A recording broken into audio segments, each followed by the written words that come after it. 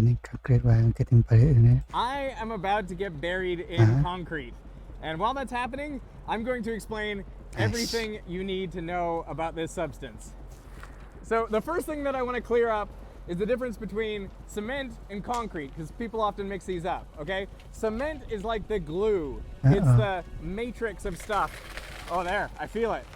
Okay, that feels good. Now concrete is cement plus aggregate, so plus gravel and sand, and this is filling up really rather quickly. Cement is the most important man-made substance on the planet. We use more of it than any other substance apart from water. Every year, 500 kilograms of cement are created for every man, woman, and child on Earth. And that amount of cement can make 2 cubic meters of concrete, which is about 2 of these big fish bowls. This video is sponsored by Ren. I don't think people realize just how important concrete is, so here's another way to think about it. Every year we make a certain weight of goods out of copper, more out of aluminum, and then you have glass, asphalt, lime. Iron is a big one for all the steel, and then there's ceramic and wood. But by far, the solid product we make the most of is cementitious material, essentially cement. We use as much of it as we do all other materials combined. And it's easy to see why. Concrete is liquid rock. You can pour it into any shape you like. It's strong and durable and inexpensive, and it is so easy to produce that people have been making a version of it for thousands of years. To make primitive cement, the key ingredient is limestone, which is basically calcium carbonate. If you heat it up to around 1,000 degrees Celsius, that drives off CO2 out of the rock, leaving calcium oxide, which is also known as quicklime. Now, if you grind up the calcium oxide and mix it with water, you get an exothermic reaction that creates calcium hydroxide, which you can pour into a mold, and over a time it will absorb CO2 from the atmosphere, turning back into calcium carbonate as the water evaporates.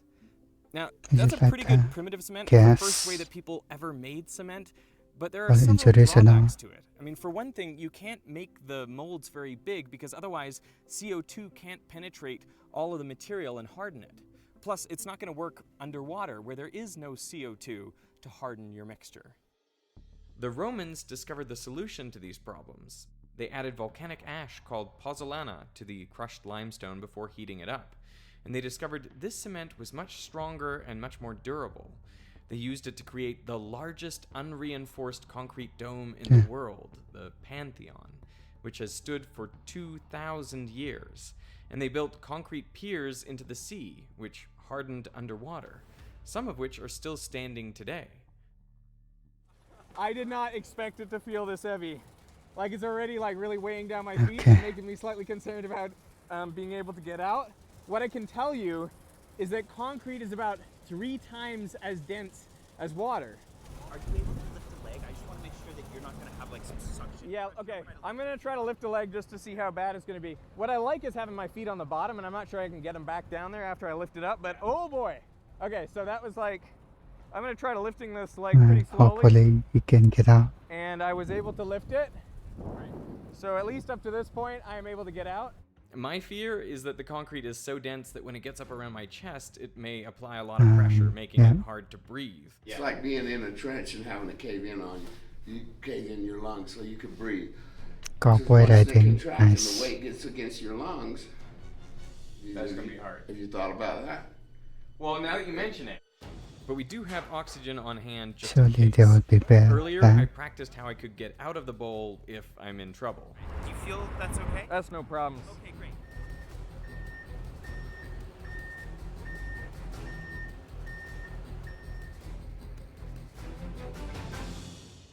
So how did Roman they concrete can get harden out, I mean. underwater and in thick slabs that CO2 couldn't possibly penetrate? There is a claim that it was superior to modern concrete. So was it? For centuries, the Roman recipe was lost. It was only discovered in a book in a Swiss monastery in the 1400s. And since then, architects, scientists, and engineers have been experimenting with different cement recipes to try to achieve the best result. Now, it turns out that that incredible strength, durability, and ability to set underwater of the Roman cement, that came from the pozzolana, that volcanic ash that was added. And nearly 2,000 years later, people discovered that adding clay or shale to the limestone before it was crushed and heated produced the same effect. And the reason is that all of these materials contain silica. And silica totally changes the chemistry of the cement. It means silicon that it dioxide. doesn't need to dry in order to harden. In fact, the water becomes an integral part of that hardened concrete so that it actually achieves maximum strength when it sets underwater. This one you water the This is a cement. compressive cylinder curing room. We're required to maintain the concrete the samples in curing 100% technique. humidity, so we've chose to submerge them in water in a lime bath. Every time concrete suppliers pour concrete on a job site, they cast sample cylinders of the material so they can later test it to ensure it has the strength required. So we actually intercept a little bit of the concrete going into whatever structure they're pouring, a slab, a wall. We'll intercept it into a wheelbarrow, take the wheelbarrow over to our testing station and start casting these compressive cylinders. Every day we're breaking these cylinders, checking it for strength. You can see these have been broken today. This strength increases over time, so samples are tested at 7, 14, and 28 days when the concrete is said to have reached full strength. So what we do is we list the date that there will be placed in the compression machine on top of every cylinder. In reality, it will continue strengthening after that. Samples are placed in a hydraulic press, and then the pressure is increased on them until they fail. All right, ready? Yeah, let's do Start it. loading. Sure. We want to maintain around press, huh? 30 psi per second. And it's important to load at that rate. Yeah, you don't want to shock it. You don't want to shock it by applying too much load too fast. This middle number is showing us our strength in pounds per square inch. And then the top number, the big number, showing us the force of pounds we're applying. What are we going to get up to, like 7,000 PSI? 10,000. 10,000. Yeah, So this is going to be really strong. Very strong. Okay. Yeah. yeah, that's nice. Something over 10,000. Like a free show. Bang! It'll shake this room. And these are this room? reinforced concrete walls. It's amazingly just like you can't see anything happening, even under all that pressure. It's still holding. Oh, here it goes. Really? There it goes. 11,000? Mm-hmm. It's going to play. Over 11,000 Bam. now. Oh, okay. Oh yeah. You've been filming a lot, haven't you? You didn't even budge at all. That's my favorite part.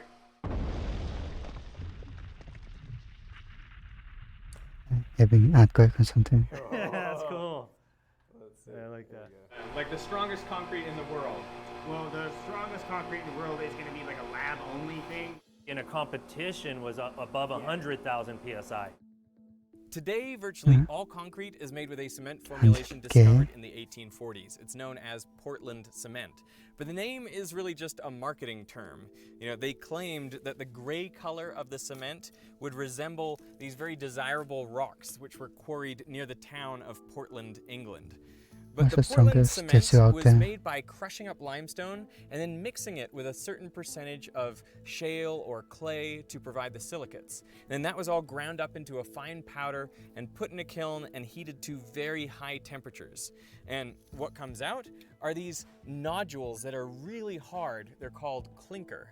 Now, it's suspected that cement chemists in the past may have produced clinker by accident when they overcooked their lime mixtures. But since this clinker is so hard to grind down, they just considered it waste. But if you do grind it down, the cement that it produces is far superior to basically any other chemistry we've discovered, which is why it is so commonly used today. Now, there are lots of compounds inside Portland cement. The most common one is tricalcium silicate. I'm now feeling incredibly buoyant. Like I am now floating in concrete, which is pretty ridiculous because most of my body is out of the material. But because it's 3 times as dense as water, you can float just up to your waist. This is totally unexpected. I did not expect to be able to like float in concrete. My feet are off the floor. That's where my feet are. Actually floating. My Huh? feet are here and my shoulders are up and I'm just being pushed up out of this. Once you have the cement powder, the other things you need to make concrete are the aggregates, sand and gravel. These are blasted out of a quarry. TNT. Then they're ground up to be particular sizes. There are very strict requirements about the sizes and shapes of the aggregate which is going to get poured into the concrete, because of course that will affect the strength of the concrete that results. Yeah, this is just a well-graded concrete sand. The most well-rounded material helps the contractor as far as their finishability goes. Yeah. You know, when they're running that trowel over that slab, they want a rounded particle, not a jagged, crushed particle. Do you really want like a spherical sand? A rounded, yeah, spherical sand, like a river stone, like a river sand. Designers on the strip want to pour concrete elevated. They want to lighten up the load of the deck. We'll incorporate some lightweight aggregate in place of this normal weight. 3/8 size. Typical concrete will weigh 150 pounds per cubic foot, normal weight. This gets us about 110 pounds per cubic foot.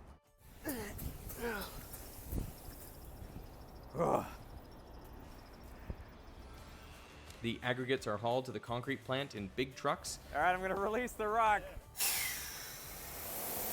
where they're dumped,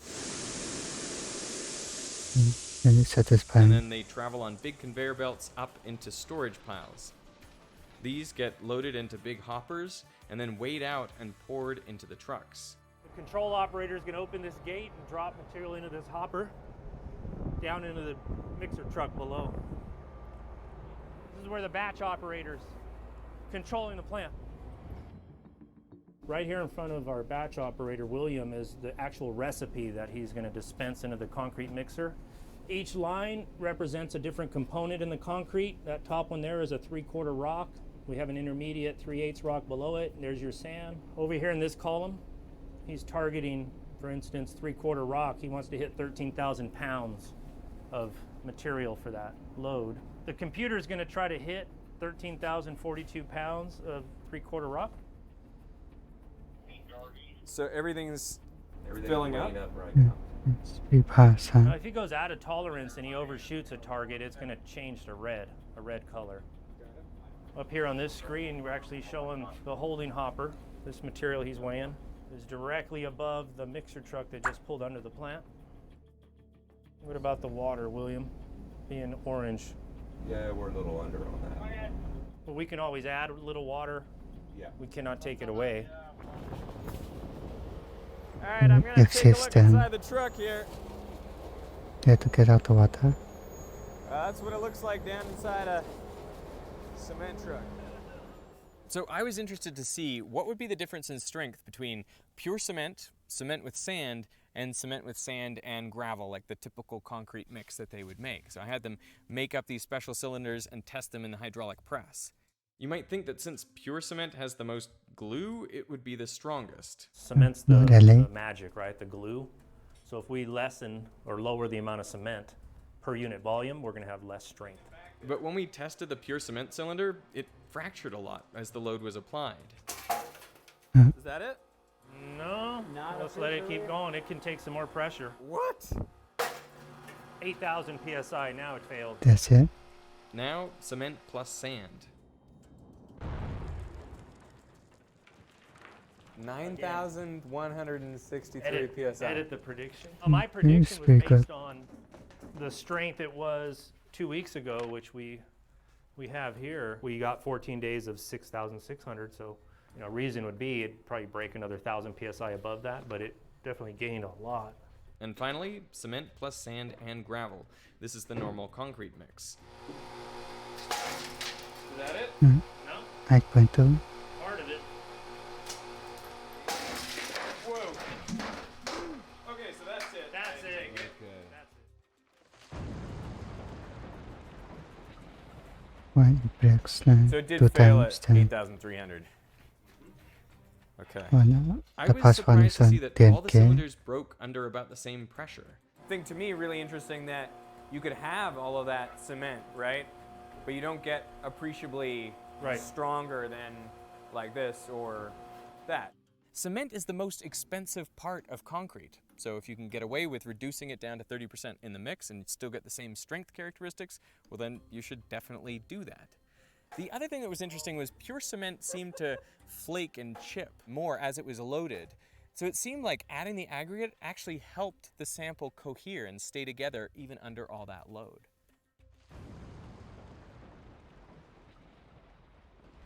So was Roman concrete superior to modern concrete? Well, the answer is no, in short. I mean, there were some surprising advantages that Roman concrete had. For example, it was actually less well mixed than modern concrete, so there were little blocks of undissolved calcium oxide, or quicklime, that remained inside Roman concrete. And then what happened is, when the concrete cracked and water got in there, it would dissolve that calcium oxide, forming calcium hydroxide, and then you would get the new growth of calcium carbonate. So Roman concrete was actually self-healing. That's kind of a fascinating advantage. But I would say, by and large, when we look back at the Roman structures, we only see the ones that have survived to this day, so there is a survivor bias. And finally, there's the issue of cost. We could make very strong concretes that could last an incredibly long time, but we choose not to, because it's just cheaper and we don't expect our buildings to last that long. Before the concrete goes out on site, they have to make sure it's the right consistency for the customer, not too dry and not too runny. This can be adjusted with water, but you don't really want to do that because that can also affect the strength. So here, they use modern chemicals like superplasticizers. So up here on the top left, you have our dispensing units for all our chemical admixtures. And that's what they're adding now, a superplasticizer. It makes the concrete easier to work and spread around without really changing the water content very much. To check that the consistency is right, they perform something called a slump test or spread test. We're going to fill the cone to the top, nice and level. And we're going to pull that metal cone off, measure the distance it travels on the board. The concrete they're pouring on me should have a spread of 27 inches. We're going to measure it both sides, right on a 27 on that one, then go this way, right on a 27 on that one. So why is it so important that you got the right consistency of concrete? You don't want it too dry, you want it wet enough to flow and fill up whatever container you're trying to fill. In this case, the sphere with you in it. So the question you're probably wondering is, how long can I stay in here before the concrete hardens? And the usual answer is about 4 hours without agitation. And that's why when you see concrete trucks driving down the road, that drum has to be turning to keep the concrete agitated and to prevent it from setting up. But what happens if the truck breaks down, or there's a traffic jam, or something breaks? Then at times, concrete does harden inside the drum of these trucks, and that is a terrible outcome. But there is one thing you can do to slow the concrete down from setting, and that is to add some regular pop, like Coke. The sugars inside this Coke actually prevent the setting up process from happening, and that can buy you a few hours.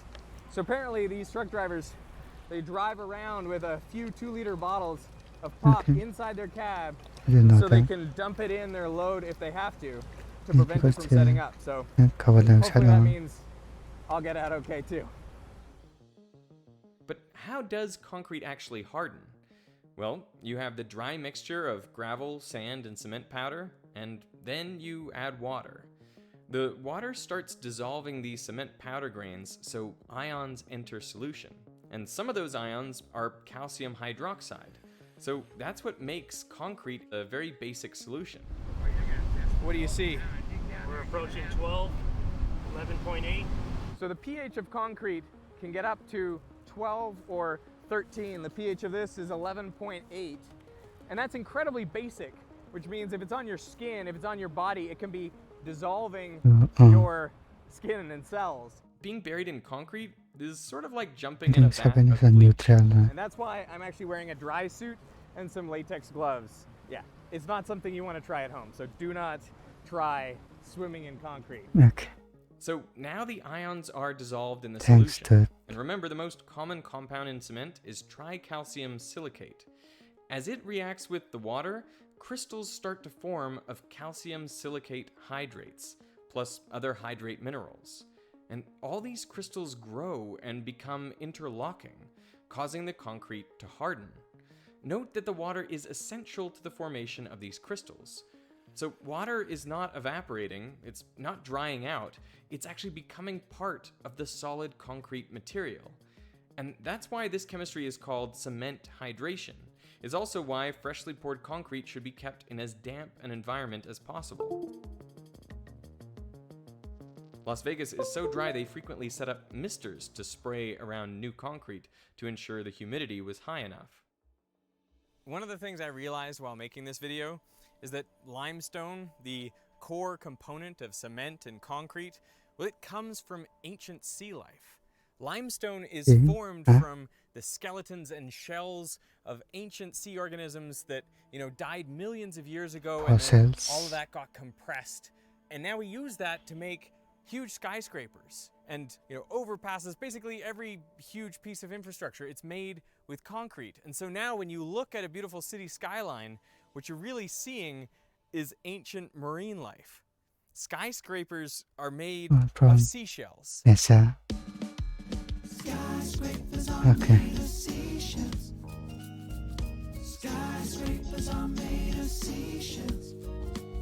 What is even happening? That is nice, I did. This is hilarious. I have no words. I'm like trying to push myself down into it, but it's like, it pushes me up. Like I'm pushing down into the concrete, but it's like, well, I'm getting pushed out of this thing. I'm just gonna try to push myself down in here. Ugh. Like that is it. There is no, you cannot get buried in concrete, okay? I'm doing my best right now to like sink down, and it is not happening. But I'm gonna use my arms to push myself in.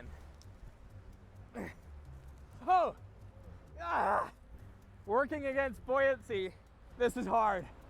We were worried about getting me out, but like I can't stay in. I'm gonna try to jump in. Here we go. That's it. All right, here we go. 1, 2, 3.